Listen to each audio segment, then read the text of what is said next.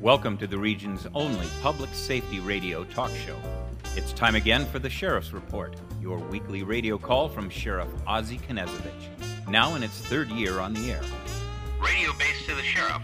Come in, Sheriff.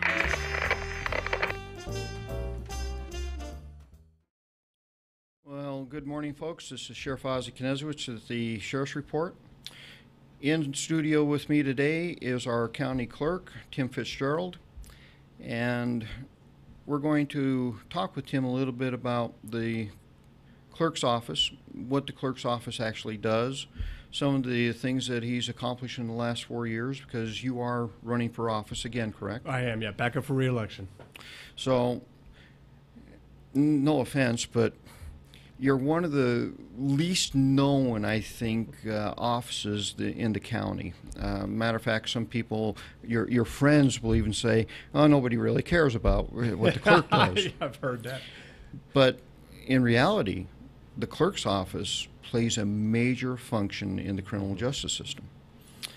And it is really important that you have a true forward-thinking leader in those type of positions and not an activist. So,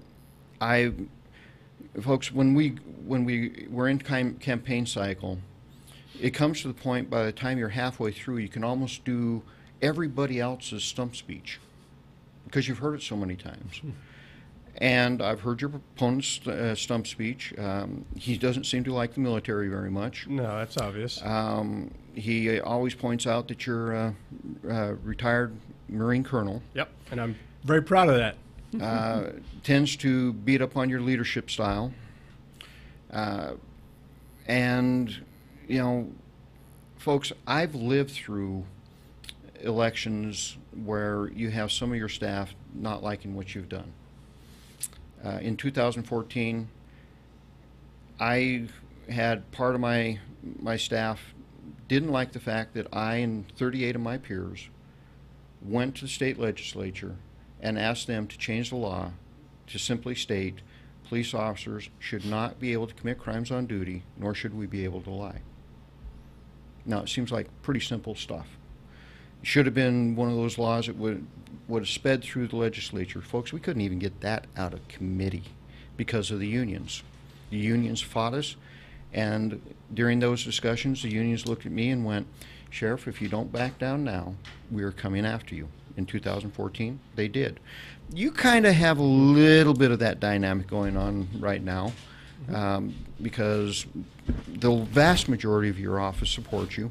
Oh, absolutely. But you have a couple of that don't like to play by the rules and don't like what you're doing. One of the things your opponent has beat you up on is training. Yeah. Tell me a little bit about training in your office. Well, let me double back to the other comment, though. You know, every manager needs to manage their office. This is executive level management. My opponent has neither the skill set nor the leadership nor the character to handle this type of office. This is way out of his league. He will not hold his ground to do what's right and what's proper. The thing I want to point out is that every office has 10%. There's always people that don't like what's going on, and that's okay. But your job as a manager is to work with them and get them to understand what's trying to be accomplished in the office and work with them so that they understand what's important and where the office wants to go. But you also want to make sure that the other folks in your office, the ones that are working very hard and doing a good job, are also taken care of. We have a fantastic atmosphere in the clerk's office. It's a great place to work. Ladies and gentlemen, come up to my office, get the real truth. Come up to my office and see my folks, talk to my folks. We are touted about our customer service. We are touted about how well we treat the public. My mantra is customer service is critically important. Nobody comes to the clerk's office having a good day unless they're in adoption. Other than that, I do the 8 case types, criminal and civil, family law, domestic, guardianship and probate, adoption, paternity, civil commitment, voluntary, involuntary. I do dependency, truancy, and juvenile. For the most part, nobody is there because things are going very well for them. They're there to get their lives straightened out, and they need help. My office, works with the attorneys. They're my professional community. We treat them with professionalism, and we work with them on the issues that they need done. When the public comes in, we have compassion and empathy, and we work with the public to help them out. I'm not allowed to give legal advice in the office. That's one of the rules I have from the office. That's an RCW. That's a state law. So we try to help folks as best we can, but we cannot give out legal advice. So clerk's office is the second busiest office in the county. We handle all your legal documentation, all your legal paperwork, all your legal financial transactions. I am the keeper of the legal record. We are very strong on confidentiality. We are very strong on sealed documents. We have never, ever in the 4 years since I've been in charge, we have never lost any records at all. Occasionally paperwork will get misplaced between us, the prosecutor, public defender, and the court, but we normally track it down. We keep very detailed records of all the mail. I get 200 pieces of mail a day, and we have no problem with getting the mail to the right place where it's supposed to go. I mean, we could be a mini post office. 11,200 customers we serve. So all that's going to take training. That takes training. So the training aspect is this. When I took over, it's difficult to train the shop in that we work every day. The schedule goes every day. You would need to have dedicated training department to train your people. Obviously most departments, the vast majority of departments don't have a dedicated training department. You don't have that option. Folks come in, and what we do is we get them into a courtroom with a very senior clerk, and then we train them for several months in various different case types. If we have a gap in one of the courtrooms and that clerk is picking up the docket, a individual, let's say a family law docket, and they're in there for a month, and they're really picking it up, and they're really doing well, and the judge is happy, and the judicial assistant is happy, and we're happy, then we may sign that person off and have them stick with that one docket. But for the next several months, 6 months, almost to a year, we continue cycling the clerks around when time's available to different dockets to learn and build their resume and build their profile inside the courthouse. So we will train them in all different 8 case types when we have the opportunity, and we continue that training. The second thing I did was when I took over, I established a training program 4 years ago. Court owns the hours, so I can't close my door when the courts are in session, so I asked the court, what I'd like to do is every other month have several hours of training. If you'll give me this opportunity, I will close my door so I can have dedicated training for my people. And of course, that's a great idea, Tim. We back you 100%. So I have time to train my people as a group on various things that are coming down, new laws, new legislation, new document processes, things that the court and I have worked out to change a procedure on how a document will be handled. And so we built that training program and put that also in place. And then as a final note, we're going to Odyssey case management. So Spokane's turn to go to Odyssey is this November. So it's our turn coming up. I've been planning for this for 2 years. I have all the equipment in place. I have all the budgetary considerations done over the past year, because you got to do the budget a year in advance. And I've done all that with the county. So the budget is already built and sitting in place a year ahead of schedule. All the equipment is in place. And they've been practicing and using and working with the equipment, so they don't have to learn equipment and a new program. Now it'll just be a new program. So that was part of our strategy in getting them ready. And now the classes have started, and they will start doing their training classes on this program. Another thing that you get beat up on by your opponent is you cut the wages of your employees according to him. I almost fell out of my chair when I heard that one. I think almost everybody did. Because, folks, I can tell you that every department head, every elected official is told one thing to the Board of County Commissioners. We are no longer competitive wage-wise. We can no longer recruit good people. This is true. When we do recruit good people, they don't stay because they use it as a springboard into their next job. They get the experience, they leave, because we are not competitive anymore. We need to do something about that. So when I heard your opponent say that you purposely, go ahead and address that. Well, it just came back. It was alleged that he made a comment that, we in the budget cuts, we didn't argue hard enough on the budget cuts. Obviously, he has no idea how the budget is handled. It's very obvious. He has no idea how county government works. That's pretty obvious. He's already insulted the judges on saying that when he's the clerk, he'll tell the judges to get their job done and do it faster. that is, I find that funny because we have checks and balances and we have 3 branches of government, so he has no idea how government works at all. So that's very interesting. That will not work well. My job is to support the court. That's what my job is. That's my constitutional job as an independently elected official in the executive branch, is to execute the day-to-day business of the legal system. That's what I do. And I support the court because I handle all their legal matters in the paperwork and the finances. We don't want the court touching the money. We don't want the court keeping the paperwork. It comes back to the executive branch, you, me, the prosecutor, assessor, auditor, and treasurer. We execute the day-to-day business of county. We're the executive branch, executive level management and leadership. Okay, so the Board of County Commissioners is a legislative branch with some authority. Some executive authorities, some judicial authorities. The Board of County Commissioners constitutionally owns the budget. That is one of the great prerogatives of the legislative branch. We, as department heads, go down and articulate our cases. So about 2 years ago, I went down and I was working on a pay raise for my office. I presented a very good argument, and the county commissioners concurred with my pay raise argument. I was also at the same time arguing with them to get 2 more additional people. And they came back and said, Tim, you had 2 great arguments. Here's the deal. We can't do both. You got to pick one or the other. In the best interest of the office, it was taking the 2 extra people, an extra processor to even out my teams, and an extra court clerk to cover, when there are gaps in the court clerks. The pay raise only pertained to 1 section of my 5 sections, so it wasn't. Not everybody was getting that. So it made more sense, and it was in the better interest of managing the office. Remember, as managers, we make command decisions. We make the decisions that are in the best interest of running the office and taking care of the public. That's what we're supposed to do.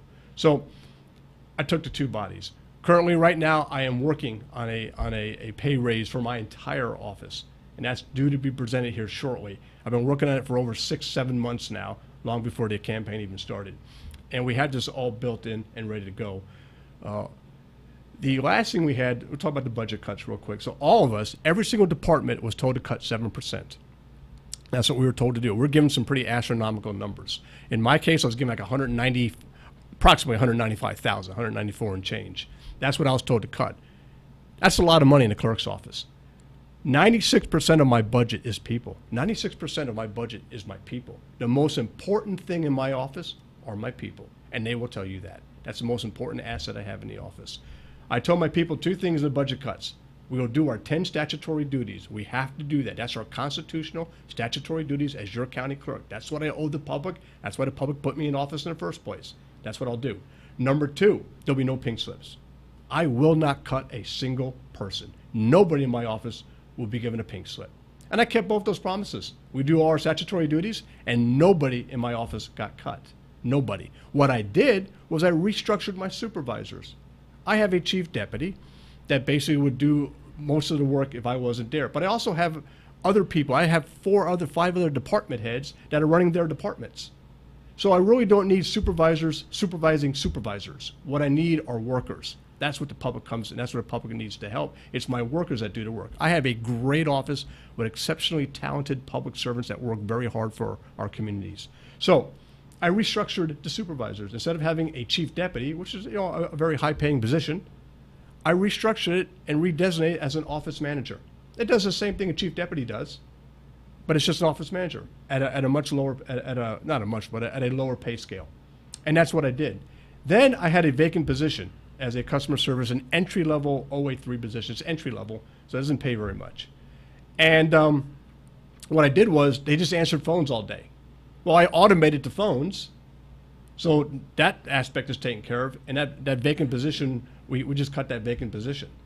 And when all was said and done, if you look at the actual cut, it was something to the effect of the restructuring had a cut from 2 different pay positions, the amount of money, but the position was filled, and then the actual money that was actually cut would have been $7,500. I mean, that's nothing compared to what they were asking me to do. County commissioners are on record to say one of the most creative briefs they got was my brief. In addition, I was able to save another $36,000 of turnover money that I requested to hold that for me so I can re-wicker that money and put it back into my domestic violence programs, which, as you and I are working together on that, that's a very successful program for us. automating domestic violence documentation. So that immediately, as soon as the court signs protection orders, no contact orders, restraining orders, I get them right away and I send them right to you, electronically to your office for police records to have it. One of the aspects that I've always admired about your focus has been the focus on the customer, the citizen that comes in, the citizen that usually is having that bad day. Yeah. And you did something kind of unique. Most county offices close for lunch. Yes, that's a court order, yes. Yes. How did you get around that one? It took me 4 months, actually. That was not as easy as everybody Because thought you it would don't be. close for lunch. I do not. So my job is to serve the public. My job is to serve and support the court. That's what I do. Customer service is paramount in my office. We've demonstrated for the past 4 years. You can talk to any of the attorneys and stuff. They'll tell you we have great customer service going on in our office. And people have written letters to our office thanking us for our customer service. Most folks get off at lunchtime and their jobs to come to the county to do their legal matters. And they came to the county and the door was closed. And that is not how you serve the public. So first thing I did was we needed to open the door. So I had to create a flex schedule. So employees could show up at 7:30, work through lunch, and then leave at 4. Show up at 8 o'clock, again cover the other half of lunchtime, and then leave at 4:30, and then show up in normal working hours at 8:30, and then leave at 5 o'clock. So I had to build a flex schedule first. So I designed and drafted up and wrote a flex schedule for my office, talked to my office to make sure that my local union in my office was okay and that they were okay with this as a team. And they were. And they got to pick who would come in and how the teams would spread themselves out so we could have people covering the finance box and customer service. So we got that done. Then I had to go to the union and talk to the union. I'm changing, we have a collective bargaining agreement, but my folks will be on this schedule. They'll still get their 15-minute breaks. They'll still get their lunch break, but we'll be on a flex schedule. And the union said, hey, very creative. We love it. Thumbs up. Execute it. Then I had to go to HR because HR represents the county and the collective bargaining agreement to make sure the county equities were covered and protected. And they said, yeah, great job, Tim. We love it. Good to go. Then I had to go to the court because the court had a local court rule. The court owns the hours in the courthouse in the legal system. And so the court said, Tim, your door's closed at lunchtime. So I said to the court, I'd like to have my door open at lunchtime. And they're like, but we close the courts at noon. I said, that's okay. I'll still cover the courts with my clerks when you're closed and open, but I'd like to have my customer service section and my finance section open during lunchtime. And the court said, because the court and I work real well together. That's a critical aspect of my job, is my relationship with the 12 independently elected judges of our Superior Court bench.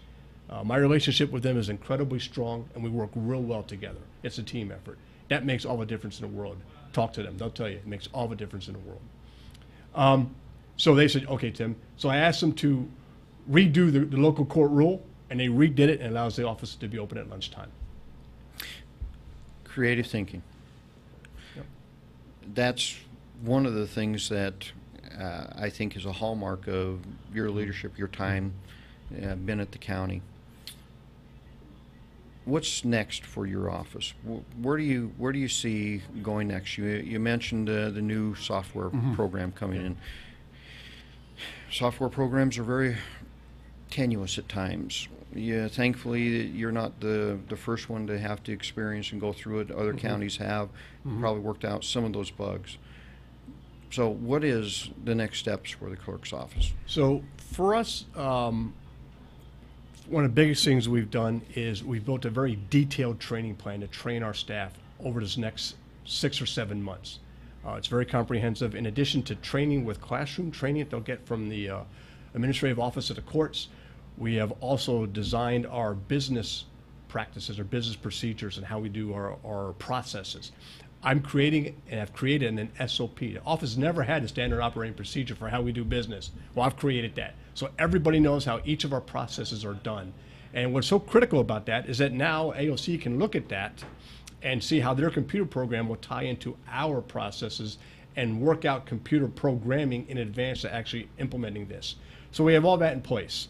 The Odyssey program, the training will start in detail in September and October.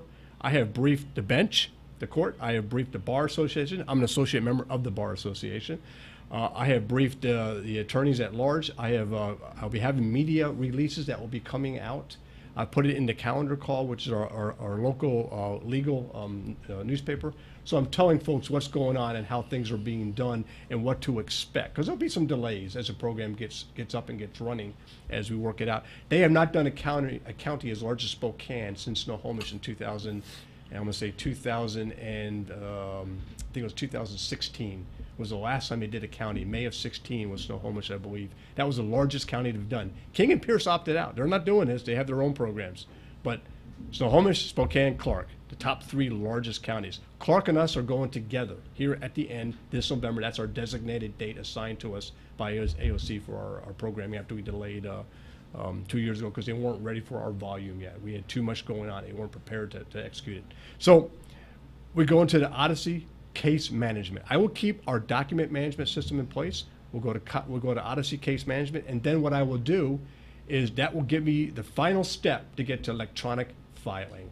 So law firms could be at their offices, open up electronically into our system, get their documents, pay for their documents, and then send their documents electronically to us, and then I'll get the electronic workflow to share it with the court, prosecutor, public defenders, yourself, pretrial services, and jail. That's the big goal. LFOs. LFOs. LFOs has been an issue. Quite frankly, I've heard this for the 12 years I've been sheriff.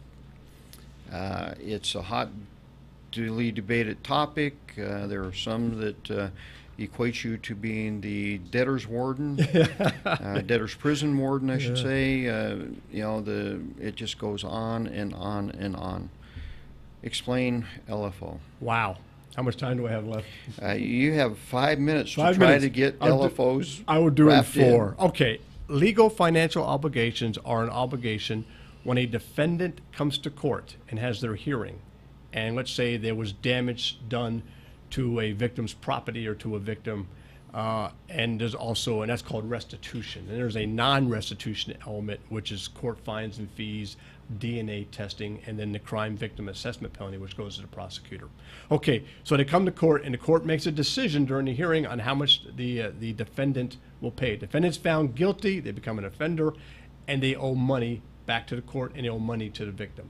I'm the executive branch. I execute that court order. I execute that judgment and sentence. So it's my job to collect the money that's owed back to the court and that's owed to the victim.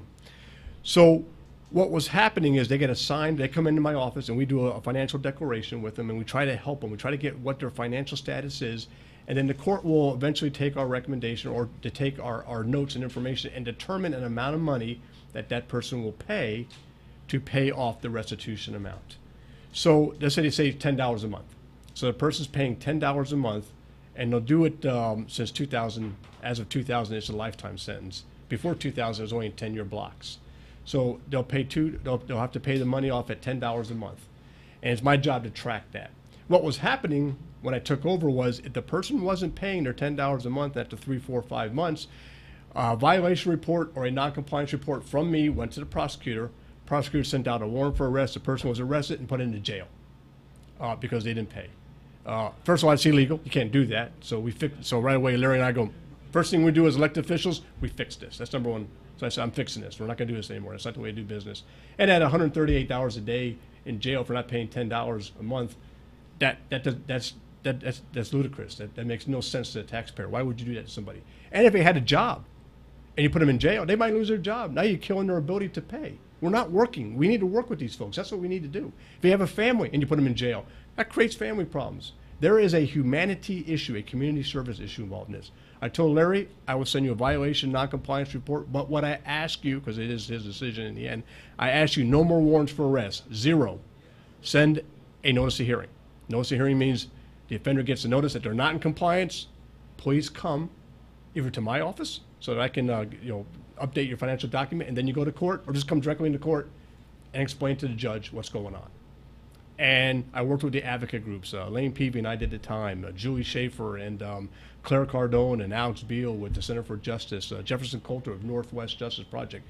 Because they saw it from the community perspective. I said, come help me. Show me what can we do to make this program in the best interest of our community in Spokane but at the same time ensure victims are getting paid and court orders are followed. And we worked as a team. The community and I worked as a team on this, and it's been one of our biggest successes in Spokane is our LFO program.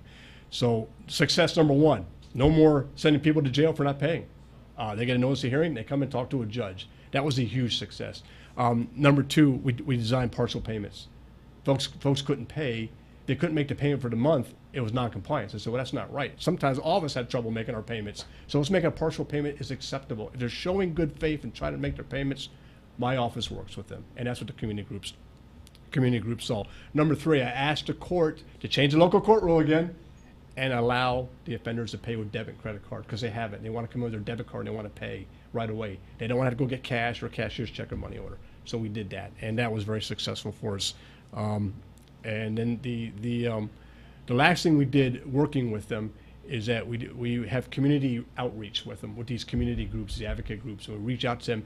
And if they had a warrant for arrest, we say, look, come to me. Call me and come to me. And we'll update your payments and we'll get the warrant recalled. We'll get you down to the court and get the warrant recalled because you're trying to make it work. And so we did those several things. And then finally, one of our second biggest achievement is the policy. I wrote a policy. We never had a policy. I wrote a policy on how we'll do LFOs in the county, working with the advocate groups and community groups and the prosecutor on how to do this correctly, and the Council for Defense and Public Defenders. And we wrote a policy on how we'll run the program. So now it's standardized and everybody knows what's going on. These are huge successes for the LFO program. It's recognized statewide. And the victims are still taken care of. And the victims are taken care of. You have about 30 seconds. Why don't you tell folks how they contact you and how they can get involved with the campaign? 30 seconds. 30 seconds. So please go on my Facebook and come to the meetings. The sheriff and I and the prosecutor will be down at the Hilliard Heritage Celebration this Saturday. Please come down and see us. Come to our booth and talk to us. You all send me great questions all the time. Please send me questions. I'll continue answering you right away. That's one of the things we do is we answer questions right away.